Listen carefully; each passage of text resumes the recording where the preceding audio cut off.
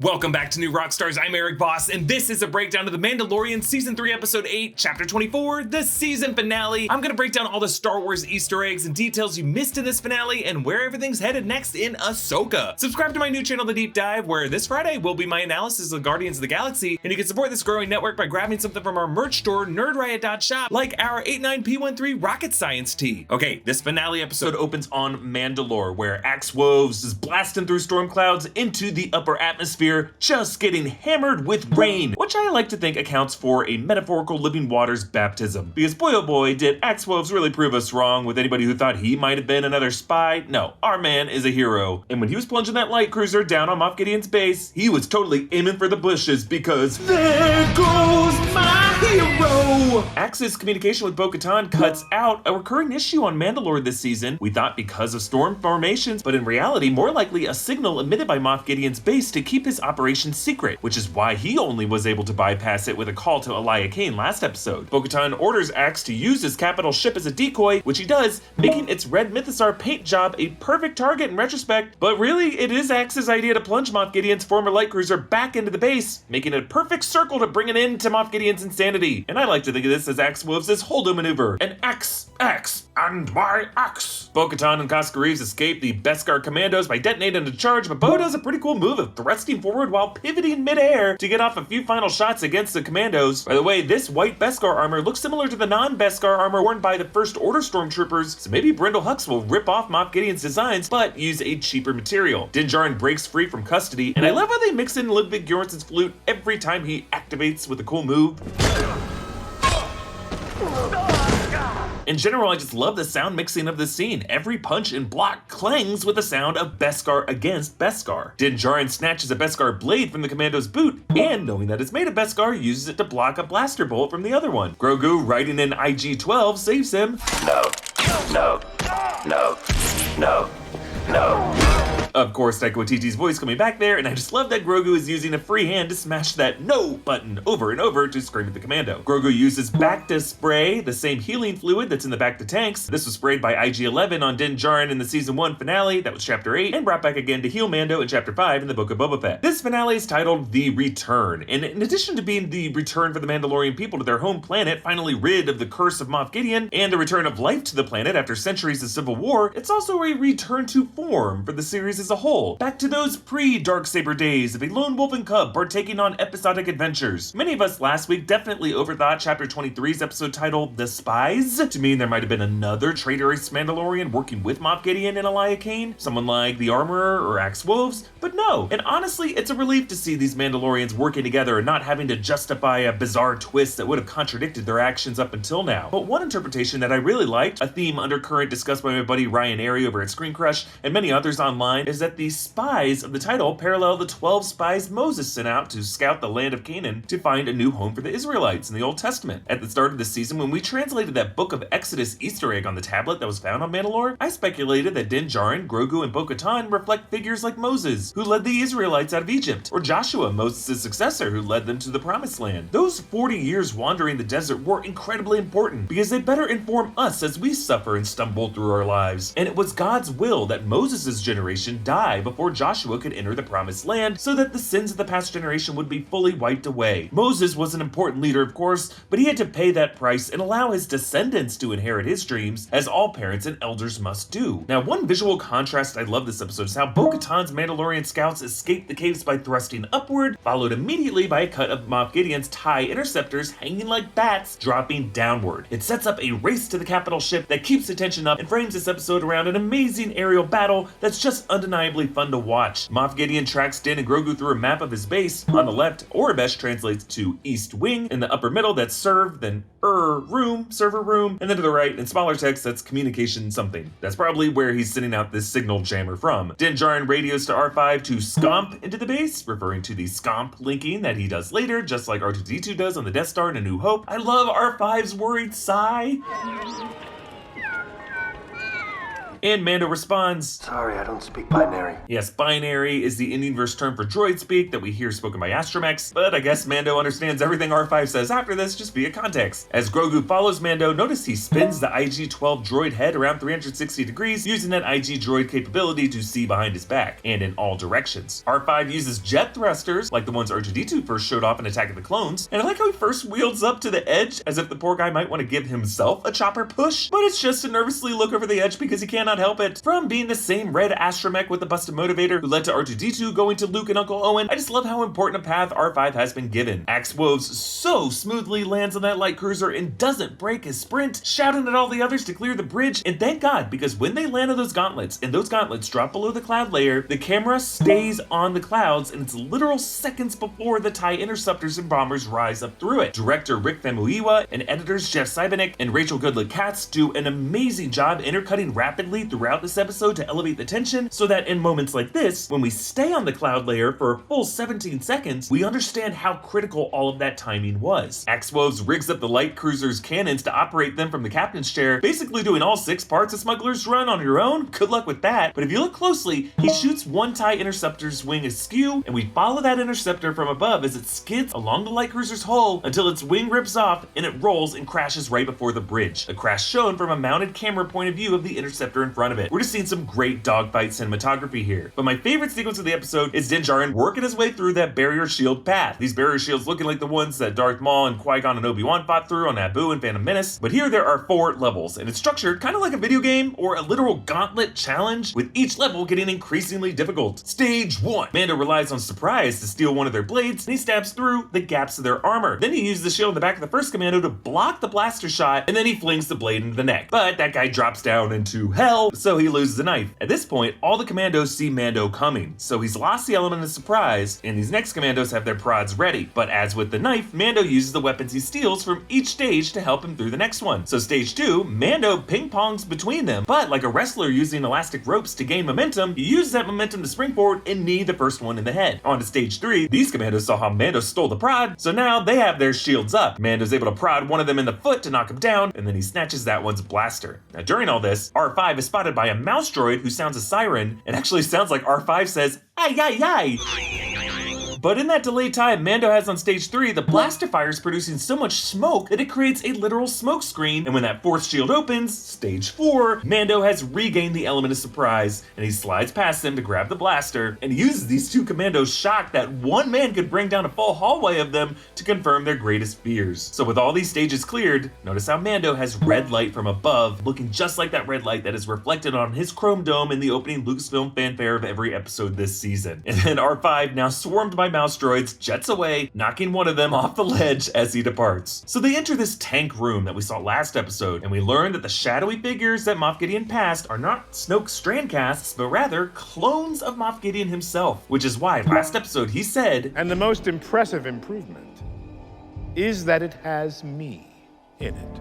This proves that all of Moff Gideon's side cloning research with Dr. Pershing, notes that he did not share with Brendel Hux with full transparency, was really Moff Gideon's attempt to subvert Hux's side of the business, Project Necromancer, which of course is to clone Palpatine, so that Moff Gideon could create these Force-sensitive clones of himself. So this may dispel the thinking that Grogu's DNA will directly lead to Snoke and the Palpatine clones of the sequel trilogy. Then again, last week Gideon told Hux that Pershing's cloning research was lost for now. So I assume that Eli Kane may now report to Hux, and that knowledge will continue to serve the First Order, even if Grogu's DNA is no longer in the mix. But important to note, when we saw Moff Gideon in Season 1 and Season 2, he had a mustache, whereas this season he's been clean shaven along with all of his clones. So who knows, the Moff Gideon who dies this episode might not even be the original Gideon. That's the thing about clones. Somehow, they'll always return. I'm a big fan of being my best self and beyond filling my brain with fun things to think about, dogs wearing pants, hamsters and top hats, you know, the usual stuff. I also like to take care of my body, and if you like taking care of your body, you're gonna want to fully tune in because we are going to have one of the best offers we've ever given on this channel thanks to Geology. Geology is an 18-time award-winning skin, hair, and body care company recognized in Men's Health, Oprah Daily, Hypebeast, Birdie, Esquire, and GQ. Geology creates simple and effective skincare and hair care routines customized just for you with ingredients that are proven to work. Mandalore. Their products are built around just a handful of powerful, proven ingredients that have been trusted by dermatologists for decades. Just take a quick 30-second diagnostic quiz and Geology will create a simple and effective skincare or hair care routine customized just for you, with ingredients that are dermatologist tested, proven to work, and personalized to your needs. Geology's got you covered no matter how you're looking to up your personal care game, but right now they are offering a special offer for a skincare sampler pack, which is great because their skincare stuff rules. Geology's line of skincare products can help you fight acne, reduce oiliness, prevent wrinkles, and combat dark or puffy under eyes, have smoother, hydrated skin, and target signs of aging. Personally, I'm a fan of their vitamin C plus E ferulic acid serum, but I use everything else. Geology has co-wash for your hair, body wash for your body, and deodorant for your odors. Whatever you need, Geology has you covered. There's never been a better time to try Geology than right now. For a limited time, use code NEWROCKSTARS100 to get 100% off your personalized 30-day skincare sample set. All you have to do is cover the $4.95 for shipping. This is hands down the best deal that is out there, and on top of that, New Rockstars fans get an exclusive bonus offer up to 50% off on an additional skin, hair, and body product of your choice when you add it to your trial. Click the link in the description or go to geolog.ie/rockstars100 to get started. The Mandalorian survivors, played by Charles Parnell, that's Warlock from Top Gun Maverick, and Charles Baker, that's Skinny Pete from Breaking Bad, take them to this refuge cave filled with regrown plant life. These are the old species indigenous to Mandalore. They've been dormant since before the centuries of civil war. He's referring to the long history of Mandalorian civil wars that took place on the planet before the Clone Wars, one of the most recent ones referenced in Chapter 14 by Boba Fett. Your father was a foundling. He even fought in the Mandalorian civil wars. External and internal strife reduced Mandalore to the barren desert as part of the Mandalorian cataclysm, leading to their dome cities like Sundari, so this is a version of Mandalore that even Bo-Katan would be unfamiliar with. The survivor captain says, Once the planet was abandoned, they sprouted in spots. We cultivated farms. Life persists. So I think this is the 40 years in the desert of the Exodus parallel in episode 1. Mandalorians as a people are warriors by nature. They did this to their own planet, and so to heal it, they all have to leave this promised land and serve a generation in exile before they're allowed to return to the promised land renewed. Also, this line, life persists, seems like a Star Wars version of life, finds a way. The Armorer leads the reinforcements to rejoin Bo-Katan. The Armorer's tongs are at her side, though she didn't seem to have them when she jumped out of the gauntlet, but whatever. And Bo-Katan ignites a darksaber to lead the charge. The Mandos and Commandos collide, and we stay with one Commando who looks around completely confused until the Armorer slams into him with their hammer and tongs. It's so great, and it's followed by a shot of Bo-Katan and the Armorer side by side, Bo-Katan slashing down with the darksaber while the Armorer bats someone down with their tools. It's like we're seeing the power of the darksaber align with the tools of the Mandalorians, so that the tools of the Mandalorian are all that will matter from here forward, but either way, they're both together using the weight of Mandalore's gravity with their descent to empower these attacks. Gideon rages at Mando for smothering his clone babies that he didn't really try that hard to defend, and the two fight. I actually wouldn't be surprised if the stunt actors who together play Din Djarin, Lateef Crowder, and Brendan Wayne were the ones in the suits for these scenes because they're the same height, and just be perfect to end the season letting these two go at it like this. Gideon unleashes his Praetorian guards. Grogu marches in with the angriest face I've ever seen him have. No. So Grogu has to briefly handle them by himself, but he giggles as he force leaps along the light rigging. And notice how throughout this episode, Grogu never uses the Force as a weapon. He only uses it to block, to defend, to swipe weapons away. This would be a trait taught to him by Luke Skywalker, and a trait taught to Luke Skywalker by Master Yoda, but only after the Jedi Order had fallen. Because in Revenge of the Sith, Yoda was killing plenty of clone troopers. Bo-Katan tackles Gideon to save Din Djarin and to free him up to help Grogu. Now these two face off, and as Gideon ignites his staff, Bo-Katan ignites a darksaber and angles it toward him. And I love anytime you can see the flatness and the broken nature of the blade. Reminded the darksaber is an anomaly among the other lightsabers, which are more cylindrical and pole-like. This is a flat blade, and it's a cracked aberration that is not meant to be long for this universe. As the Praetorian guards close in on Grogu, we see his little head and pointed ears in the foreground, mirroring our very first shot of the child in the pilot episode of the series when Mando first saw him in that bassinet. This is when he is at his most vulnerable, but with Din Djarin's offensive strikes and Grogu's defensive blocks, they're able to defeat these three Praetorian guards. Between this and The Last Jedi, it's clear that you really just need a powerful duo whenever you run into these guys. Meanwhile, Gideon crushes the darksaber. Similar to Rey and Kylo splitting the lightsaber in The Last Jedi, ripping it in half because they both wanted it equally, here both Gideon and Bo-Katan are squeezing that darksaber handle so hard out of a similar unyielding desire. Now yeah, it does feel a bit wrong that a supercharged grip could break an ancestral weapon, but it's also a cursed relic that has only brought pain to this world, and Bo-Katan doesn't need it to lead. To me, its broken appearance has always given it some fragility, and it's always looked more like a ghastly corpse on his last leg, so I don't mind seeing it go. Axe-Woves crashes into the base, an open crack, remember, formed by Moff Gideon's fusion bombs during that Night of Thousand Tears, making this, plus this being Gideon's own ship, poetic justice for how Moff Gideon dies. It's like poetry, it rhymes. Also, yeah, being caught in a fiery explosion is exactly how Esposito's character gets it in Breaking Bad. Grogu saves them from the fire with a force bubble, as music plays a dramatic swell of Grogu's reunion music that we heard when he and Din Djarin reunited on Tatooine in the Book of Boba Fett. Actually, speaking of Exodus earlier, this melody sounds very similar to Stephen Schwartz's Power of God music in The Prince of Egypt.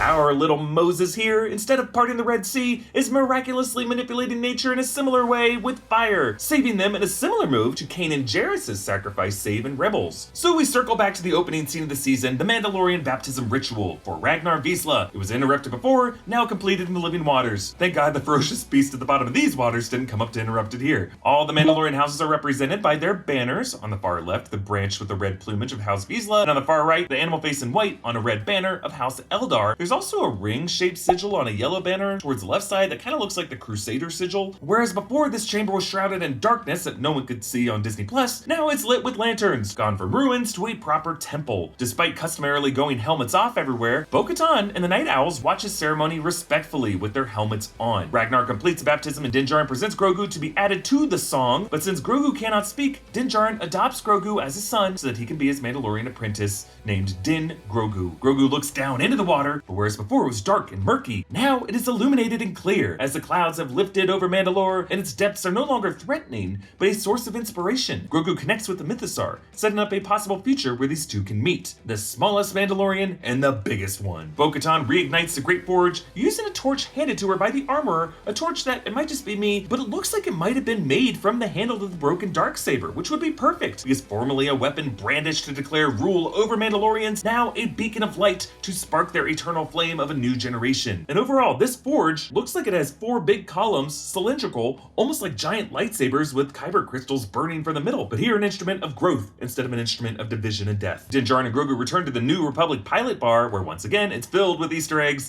That billiards type game that was in the Tashi station in the A New Hope deleted scene, the same location as the Book of Boba Fett. There's various trophies of helmets of stormtroopers, scout troopers, Imperial pilots, RA-7 protocol droid heads, a head of an Imperial probe droid, and now in the far corner, an IG assassin droid head. Misty Roses plays the bartender. She played Kuiil in season 1, and Dave Filoni himself with his hat returns as the X-Wing pilot Trapper Wolf. And I'm pretty sure Dave is saying random Star Wars stuff in the background that they kept in, because as Grogu sits on the stool, you can definitely hear him say Plo Koon.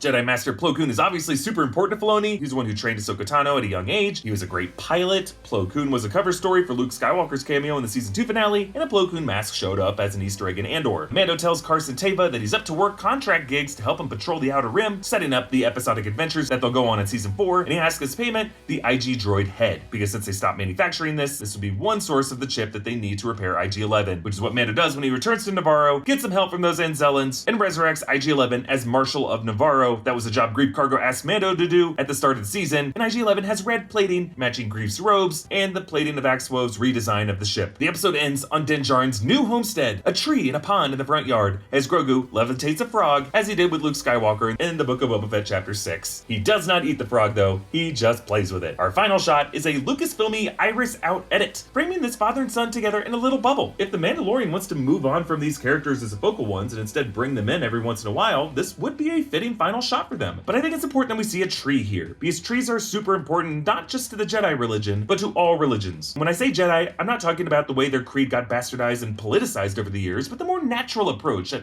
ultimately has more in common really with the Mandalorian creed. There's a Force tree that was in the Jedi Temple on Coruscant. We should also recognize that there was a sacred Gaffi tree to the religion of the Tuskens in the Book of Boba Fett. All these religions, I think, are different interpretations of the same thing. And just as Mandalore has been restored with miraculous plant life, interestingly, has also found a way on these lava flats. Thank you for joining us this season of The Mandalorian. You can subscribe to Deep Dive NR for deeper analyses of the titles you love. You can support our growing network by grabbing something from our merch store, nerdriot.shop. Subscribe to New Rockstars on YouTube and on all social platforms. Follow me at EA Voss. Thanks for watching. Bye.